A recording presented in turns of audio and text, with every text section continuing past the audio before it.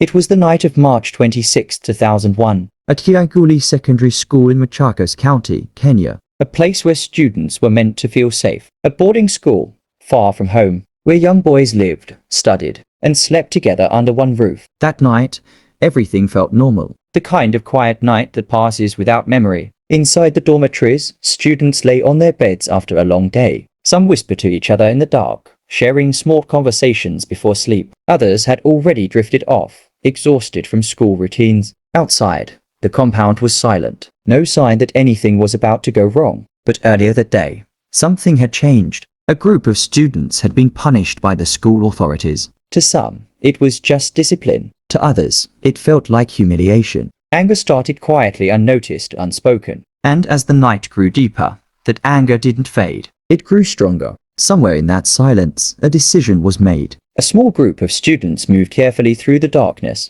They knew where they were going. They carried fuel with them. And more importantly, they carried a plan. They approached one of the dormitories. Inside, dozens of students were asleep, completely unaware. And then, the doors were locked from the outside. In that moment, the building had already become a trap. Seconds later, the fire was lit. At first, it was just a small flame, something that might have seemed controllable, but inside a crowded dormitory filled with mattresses, wooden structures, and personal belongings, fire does not stay small for long.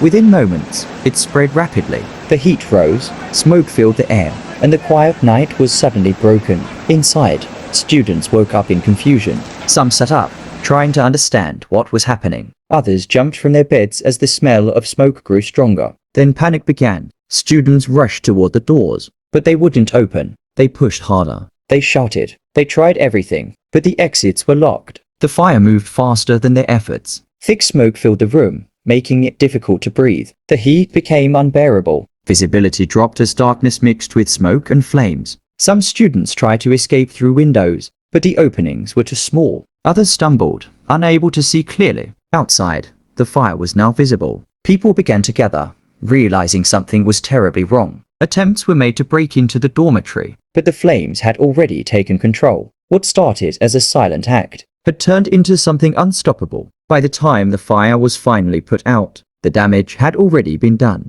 67 students lost their lives that night. Dozens more were injured, some carrying physical scars. Others emotional ones that would last far longer. The school that once felt safe was now marked by one of the darkest tragedies in Kenya's history. When investigations began, the truth shocked the entire country. This was not an accident. It was planned. A decision made in anger, carried out without fully understanding the consequences. And that is what makes this story so disturbing. Because the people responsible were not strangers. They were students, living in the same environment, sharing the same space. A moment of anger turned into something irreversible. Families were left grieving. Communities were left in shock. And a question remained that no one could easily answer. How did something like this happen in a place meant for learning and safety? Even today, the story of Kyanguli Secondary School is remembered not just for the tragedy, but for the lesson it left behind. That sometimes, the most dangerous actions don't come from far away. They come from within, and by the time the consequences appear, it is already too late. History is not old. History is living inside us. One day, one event, one lesson.